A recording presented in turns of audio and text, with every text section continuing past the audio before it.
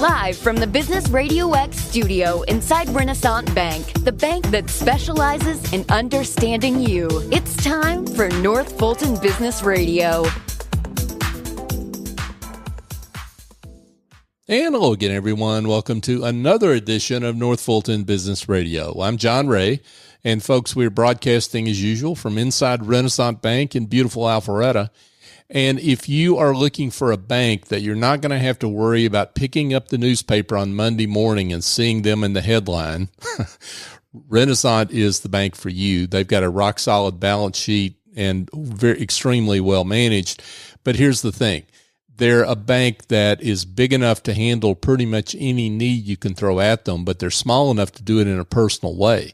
And you just can't get that from the big mega banks. So if you're looking for a better banking experience for your business, go to renaissancebank.com and find one of their local offices and give them a call. Now, I think you'll be glad you did. And by the way, live people answer their phone too, speaking of personal touches. Renaissance Bank, understanding you, member FDIC. And now I want to welcome Kristen Rocco. Kristen is with Kristen Rocco Consulting. Kristen, welcome. Hey, John, thank you for having me. I'm glad to be here. Hey, I'm delighted to have you here. So let's talk about how you're serving folks at Kristen Rocco Consulting. Yeah, so I am a fractional content marketing strategist. I have a consulting business. It's content marketing consulting, I guess. And I help my clients unleash content marketing to fuel their growth engines and grow their businesses. Okay, so for those that don't know what content marketing is, how do you define that? Yeah, so content marketing really is a strategic marketing approach, and it's all about creating and distributing highly valuable, relevant, useful content to your target audience. Mm-hmm. And, hopefully with this content, then you attract and engage them so that they want to become a lead and then eventually a customer of your business. Sounds like the trick there is what's useful and relevant, right? Yes. Because everybody has a different definition of that, right?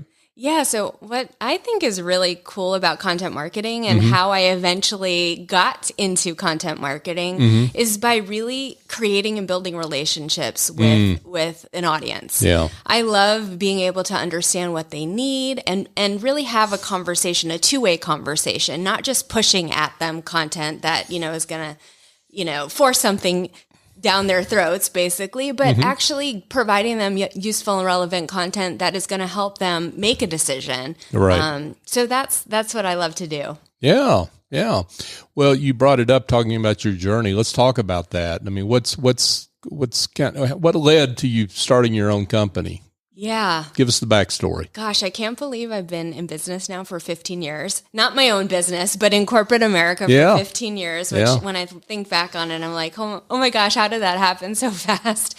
But I started my career in PR, actually. Oh. And, as PR and marketing and, this kind of space has evolved, I've just slowly found my way into content marketing over the years. But basically, the whole theme is about storytelling, being able to pull out these really cool stories and share them with people who might be interested in them. And so that's what I've been doing my entire career. I even founded a love storytelling company called Love Notary. Oh, wow. And this is a company with that I really felt like, people in the wedding, or, who were engaged and were going through that milestone moment in their time should be offered the opportunity to share their love stories and document those love stories. So I started a business to help them do that. About, 7-8 years ago now. Yeah. And so I guess storytelling has always been in my bones. It's something I love doing. Mm-hmm. And so, after that, I became the director of communications, then the senior director of content marketing. And I've really, in these corporate roles I've been really focused on, starting these functions, these content marketing functions from the ground up and helping these companies really use and utilize content marketing to grow their businesses. Oh, terrific. So what led to your decision to leave corporate America and start your own business? Yeah, well, I think my story might be similar to a lot of people's story in that, the recessionary environment, I was laid off. And that was the best thing that could have happened to me, though, because I love, doing, obviously you can tell I love doing what I do, but I also love working with a variety of clients. And I spent the first 8 years of my career in agency life. So, I really kind of got a feel for working with a lot of different clients, and that's what I love to do. So I was like, there's nothing better for me to do than to go into consulting on my own and bring all of the, expertise that I've built over 15 years to a variety of different clients. So now I work with anywhere from startups to mid-size enterprises, and then large organizations as well. Oh, wow. Okay. So talk about, let's give some advice out there to people, because there are a lot of folks coming out of corporate right now. These times are unsettled for a lot of people. Give advice to those that are coming out of corporate, want to start their own business. Oh, wow. Yeah. Well, I really think you have to kind of do some soul searching initially, right? Yeah. And figure out the best way you can help the market or the audience that you're serving. And if you want to start your own business, it's about finding the who's. That might be an interesting way to put it. But, a lot of people focus in on the how. How do I incorporate my business? How do I find my clients? How, all of these questions about the how. But I think, building and growing a business really comes to the vision and how you want to help, whatever it is that you feel like is your unique, meeting the unique need in the market and your vision for what you want to do and why. Yeah. And when you're really, really focused in on that, the how comes kind of naturally as you start putting one foot in front of the other, and you start finding the other who's in your life that can help you understand what to do to get to, the next step and the next step and the next step. Yeah. Yeah. No, that's good advice, I think. Very good advice. So, Kristen, let's talk a little bit more about your work at your own consulting firm. So, you call yourself a fractional marketing consultant or a fractional content marketing consultant. So for those that don't know that term, explain what that means. Yeah. To me, it's a little bit of a fancy word for consultant, but with the added layer of senior level with deep domain expertise.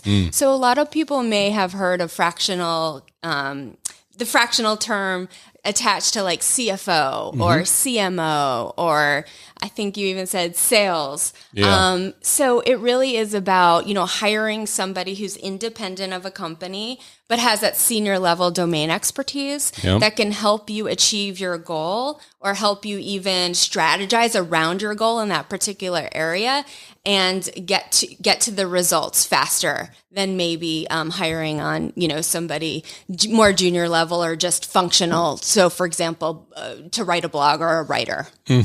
Yeah. Yeah. Because it's easy to start firing off post, right? Exactly. It's another thing to have some strategy behind it to really know what you're doing and why. Yeah. Right. Exactly. Yeah. To put it bluntly, absolutely. So let's talk about how you develop that strategy. So what, a client comes to you, they may or may not have some existing campaign or some existing strategy. Talk about the steps you go through. Yeah, I love to help people visualize this. So I like to think of it as three concentric circles, sorry. Right. So one is competitor, one is audience, and then one is your own business strategy. And where those concentric circles meet is where your ideal content strategy lives. So when it's really important to analyze all of these three areas to really find where you can meet the market need and also create your differentiation strategy. And so, competitor research, looking at, your top competitors, and then also, your audience research, looking at your any surveys that you may have collected from your audience, using different technology and tools to help you learn more about your audience. And then, of course, your business strategy. Your business strategy may change over time. And so there's a good need to reevaluate your strategy as well to make sure that everything is in line. Once you take all of these into account, the content strategy kind of falls out from there. Yeah. So where do your clients have the biggest trouble here as you have this diagnostic? What are the biggest issues you have to walk them through? Yeah, that's a great question. And I think every business is different. So it's really hard for me to just answer that as a one size fits all. Yeah. But I do think that a lot of businesses get into the problem of commoditizing themselves, or, just being another solution in the sea of different solutions that do the same thing. And so I think content strategy can really help you stand out from the crowd and identify what's uniquely you. How do you create your unique brand voice? What is the true why behind what you're doing? How are you meeting a psychological need of your audience that's going to let them know that you understand them better than any of the competitors? So I think those are some of the challenges that businesses today have. Yeah, I would think that one of the issues that you have in trying to help people understand effective content marketing is to help them understand that it is about relationships. It's not about shouting, because your voice will never be the loudest. Because, and it doesn't resonate anyway. Even if your voice is the loudest, it doesn't resonate with people. So I would think that would be the biggest, one of the bigger issues anyway. Yes. It's about understanding that your audience isn't going to make a decision to work with you based on, you just shouting out them what you think they need to know. You need to meet them in the middle with an understanding to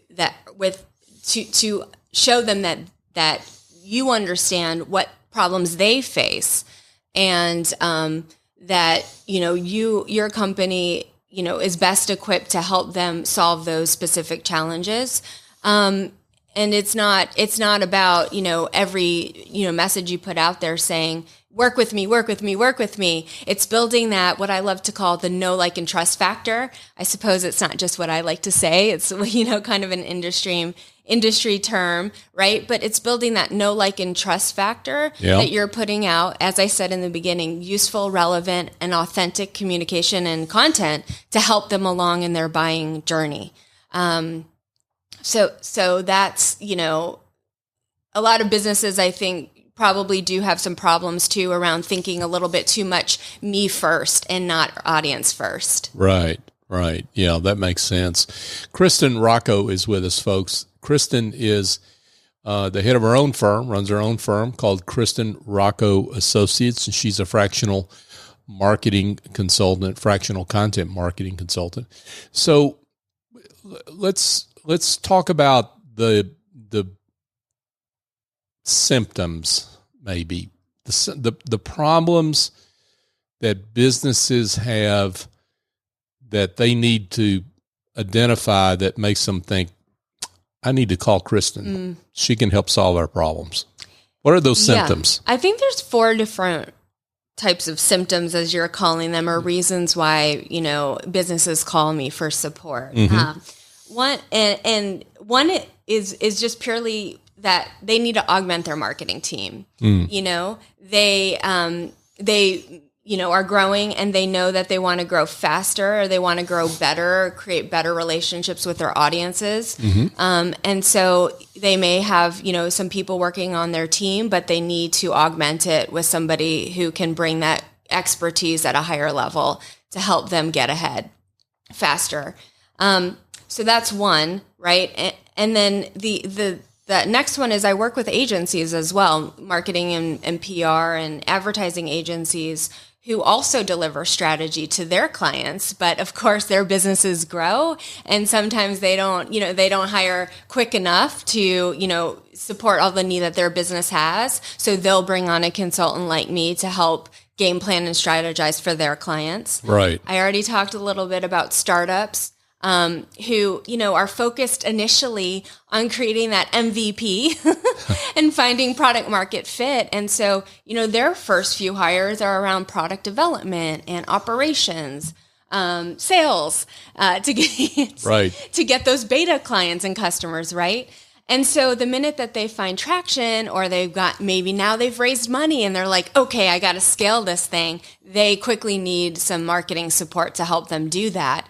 And, I wanted to make the point too that while content marketing is its own function, and as I defined it earlier, it has its unique value, I actually think content marketing is marketing because even in our conversation before we started this interview, it's all about relationship building. Yeah. Right? And content marketing is the way that you build relationships with your customers. You said it best, like you can't just shout at them, right? And so it is about then, okay, how do we layer in messaging at every phase of the funnel to help them come to know, like, and trust us, and then to educate them on, our solution, and then to prove to them that we're the best fit for them. So and then we're meeting them in all of these different various distribution channels. So we've got social media, we've got PPC, we've got display ads, email, and all of that is content, right? And it's like, we don't, maybe your display ad, because it sits at the top of the funnel, shouldn't be a buy now message because they don't even know you. So those are the things that content marketers really take into account to help these businesses strategize how to create the best marketing for their, the full funnel that they have to convert these prospects into customers. Let's talk specifically about startups, because something occurs to me is you've talked about your work with startups. We see more than a few startups that they have claimed to do customer discovery, but it's really something that occurred on a whiteboard inside their conference room, right? It really wasn't doing a lot of talking to customers. I can see how someone like you should be brought in before you get to the product, right? Before that product is ready to be sold, to help with that MVP diagnosis that you're trying to get to, right? Give me your thoughts on that. I agree with you 100%. I thought you would. I also know that startups face unique challenges and just needing to get quick traction on what they're doing. But you're right, John, when I, go into any pitch meeting with a potential client, I am trying to sell strategy first because that's the way that you're going to find, it might be a little bit more process than just, getting something out there that can be seen initially.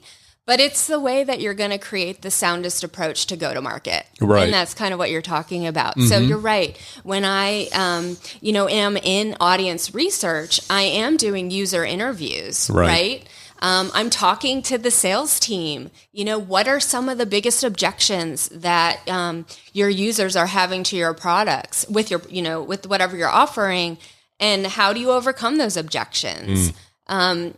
What competitor's name most comes up when you're trying to sell, your products and services, and why do you think that competitor is coming up as much, and how is your product unique and different from that competitor? So there's a lot of evaluation and analysis that has to go into making the right decisions around how to create the content that you eventually bring to market.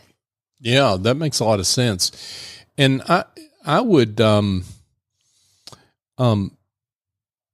again, I would dare say that you, when people look at you and startups look at you and think content marketing, you're further down the chain in terms of their, or down the timeline, better said, in terms of their development, in terms of when to bring you in. But there's a big case to be made for earlier rather than later. It could save them a lot of money. Yeah, I think content marketing, and I'm excited about this, is getting a lot of respect in the, overarching marketing function and area. I think people really, you don't have to convince people of the value of content marketing as much as you used to when it was kind of a new function on the scene about 10 years ago. Right. I think now people understand that, content is a really important piece of the of marketing in general, and this is why. Mm-hmm. It's because the buyer's journey is more fragmented than ever, and it happens more digitally than ever before. So especially in B2B businesses, but even in B2C businesses, your buyers are looking at least 3, if not more, pieces of content. Typically, it's between 3 to 7 pieces of content before they're even picking up the phone to have a conversation. So if you're not meeting them in their journey with the right messaging and the right, content that they need to help inform their decision, you're not going to get that sale because they're going to their competitors when they're typing into Google, how does this, help my problem, or this is my problem. And then, your solution comes up. So the B2B buyer's journey and B2C buyer's journey is just way more fragmented than ever before, whereas in the old days, people would just pick up the phone and make a phone call, and you had a salesperson on the other line doing the conversation and helping them understand how they could help them. Now it's all online. And so content has become more important than ever before. Yeah. And in fact, I just read a study that content consumption is up 19% even over last year. Is up 19%. Yes. Mm-hmm. That's interesting because there's so much more content too, right? Yes. So it's interesting that consumption is up, because at a certain point you would think people out there consuming this content would be a little overwhelmed and might maybe even pull back a little bit, right? Yeah, it's true. I do think there is a little bit of overwhelm, and I think that's why producing different content formats is really helpful as well. Because I think, a blog may help introduce a topic to an audience, but that webinar is really going to help them understand the nuances of the topic, right? And so there are, different ways to look at content and delivering content that's going to help reduce that overwhelm. Because I'm a consumer too, and I Google on a topic, and sometimes I'm like, oh my gosh, I have no idea what this is all about. But then, people get crafty about how they learn new material, right? Right. And so have you taken an educational course, for example, to learn about, I'm learning about Google Analytics 4 right now, and I'm taking a course to learn about that. This is all content distribution. And these are all the different, things that strategists think through in order to make sure that your audience is getting exactly what they need from you. Yeah. Yeah. Kristen Rocco is with us, folks. Kristen Rocco Consulting. She's the founder and the chief fractional marketing consultant, right? I love it. Yeah. I'm curious. There's a huge ease of entry into your business, right? Lots of marketing consultants out there. What makes you different? What do you think? That's a really good question, John. And yeah, you're right. There's a lot of us out there. I don't actually look at it though as a bad thing. I think that there's room for everybody in this space. And you're asking me what makes me different. I'm just really great at strategy. I have been my entire life. Even when I was 26, I got promoted so quickly because I could quickly see all the trends. I was actually working in a PR function at that time and had multiple clients, and they're, all telling me their unique entrepreneurial stories. And I used to work with franchise brands as a niche. Okay. And I would see all of these trends from the different franchise brands that were kind of true across the board. And I would put all this together in a trend story, pitch the media, and get Wall Street Journal to want to write about it. So I just have this unique eye for strategic development and helping my clients think about ideas that they may never have thought about or known. Just because also too, I've got 15 years experience doing this. So I have that previous experience and knowledge of what works and what doesn't work. The other thing I do that I think is unique and different is I'm a data-driven content strategist. Mm-hmm. So I look at all the data, your Google Analytics. Like I said, I go deep into audience research, competitor research. I'm looking at SEO and crafting, content that is also going to help you rank for SEO. So I think where I kicked off and said my unique differentiation is just being super, super strategic. And, I'm not with McKinsey, no offense to the big four. Oh, come on, let's offend them.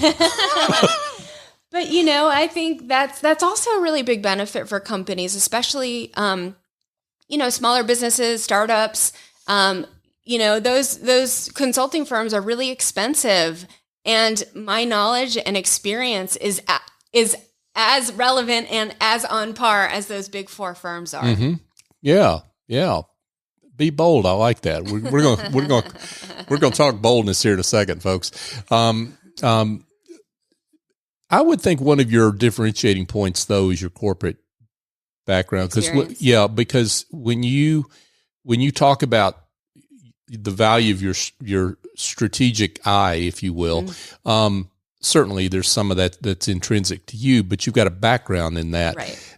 And you bring that corporate, because that's one thing great corporations are really good at. You worked at a really good one, that they're really good at looking at their markets strategically. Correct. When maybe smaller businesses don't necessarily have that same discipline, right?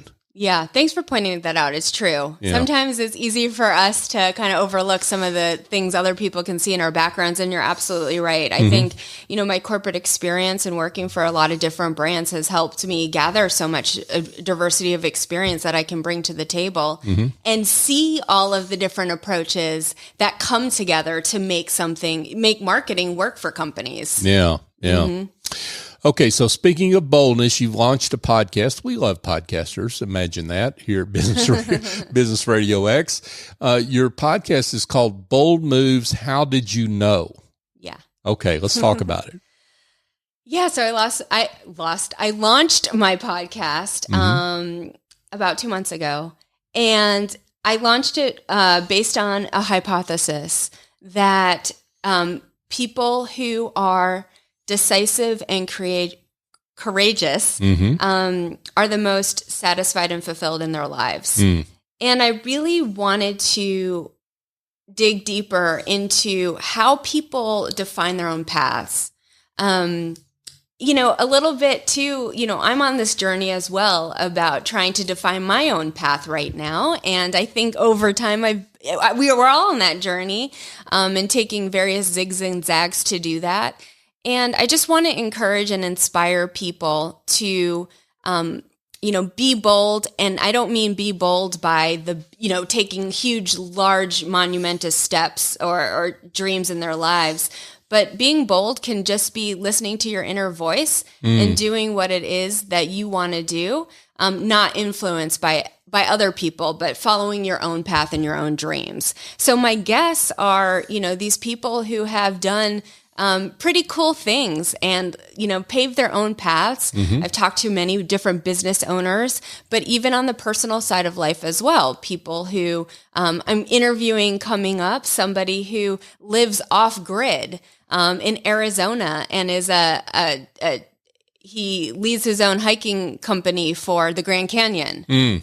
So again, it's just, I want to inspire people that we can do so many cool things in life if we just listen to what it is we want to do. Yeah. Yeah. That sounds like a great concept. The strategy of your show, pardon that pun.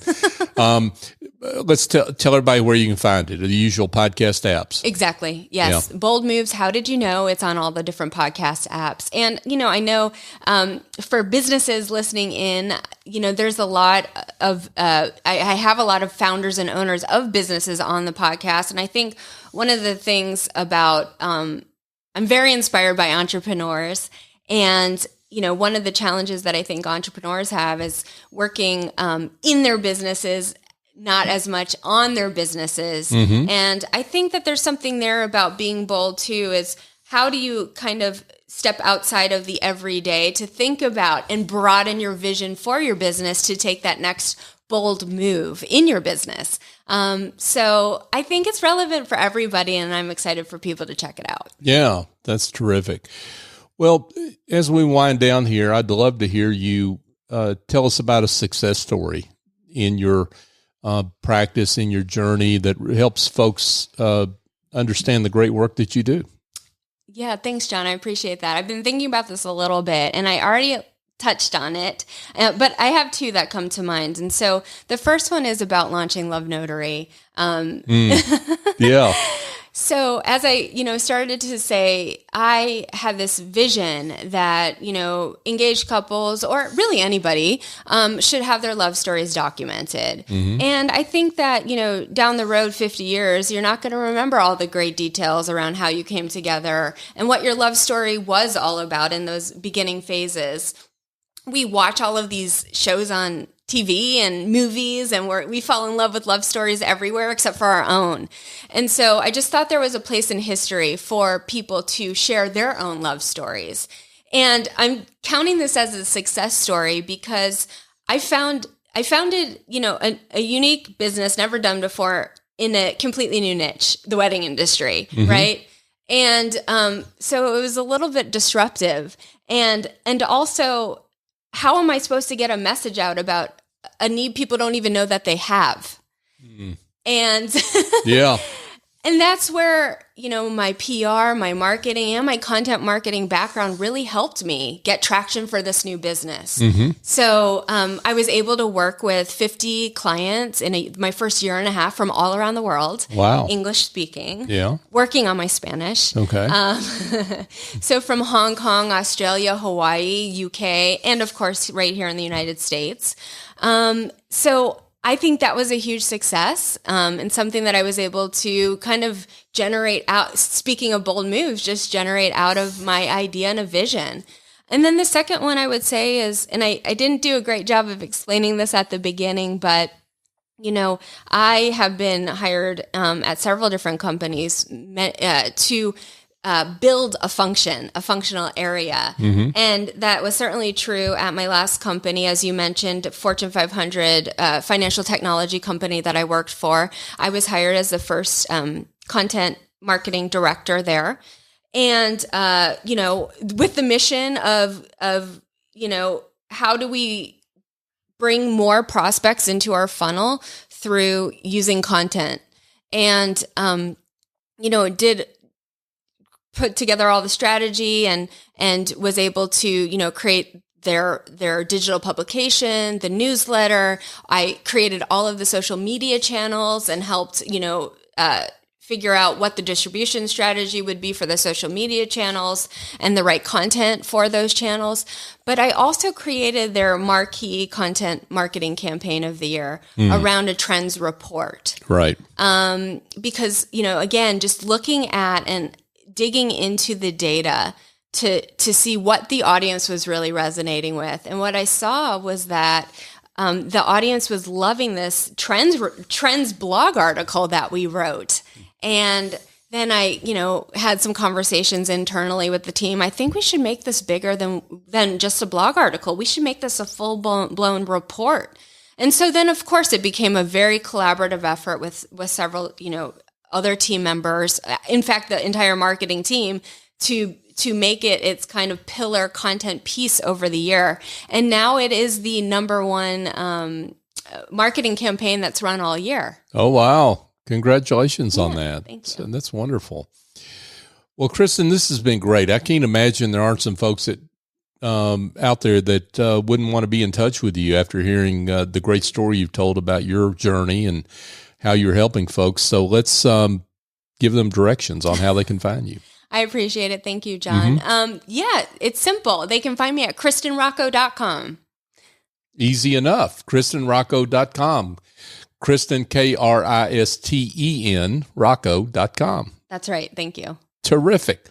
And look for her podcast, Bold Moves, How Did You Know, on all the major podcast apps. Kristen Rocco, thank you so much for coming in. This has been fun, and congratulations on the great work you're doing. Thank you for having me. Absolutely.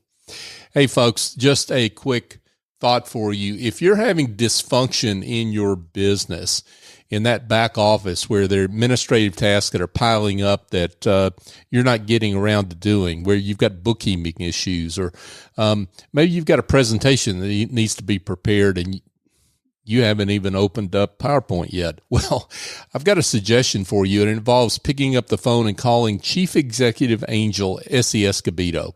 Essie and her team of angels do terrific work. I know this myself because I use their services. They help leverage your effort as a small business owner to help you create a successful business so that you're working in the part of the business where you need to be working, which is with clients and with prospects for your business, as opposed to working on the back office. So they've got a whole team of angels that fly in, they fly out, get the work done, and lend a hand when needed, and they take off when it's finished. So, and they work on an ongoing or as needed basis. So if that's something that's of interest, I would encourage you to go to officeangels.us, but I would say, just give Essie a call, 770-442-9246. Tell her I sent you, and explain what your problem is, and talk it through with her. That's the best way to do it. She's fantastic. She does great work. And a couple quick items of note before we leave you. I've got a book coming out this year. It's called The Price and Value Journey: Raising Your Confidence, Your Value, and Your Prices Using the Generosity Mindset Method. If you like updates on that book as they come out, you can go to pricevaluejourney.com and sign up for those updates. You can also get a link to our podcast of the same name, which covers topics around pricing and value. It's called The Price and Value Journey. So there's that. And also thank you to our audience. You, our listener, you are fantastic. And one of the reasons you're fantastic because you supported us for 7 years, and we're very grateful for that. But you support us in a couple of specific ways. You subscribe to the show, but you also share the show.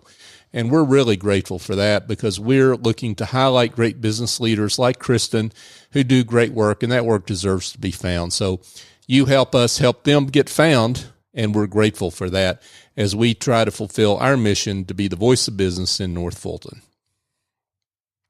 So for my guest, Kristen Rocco, I'm John Ray. Join us next time here on North Fulton Business Radio.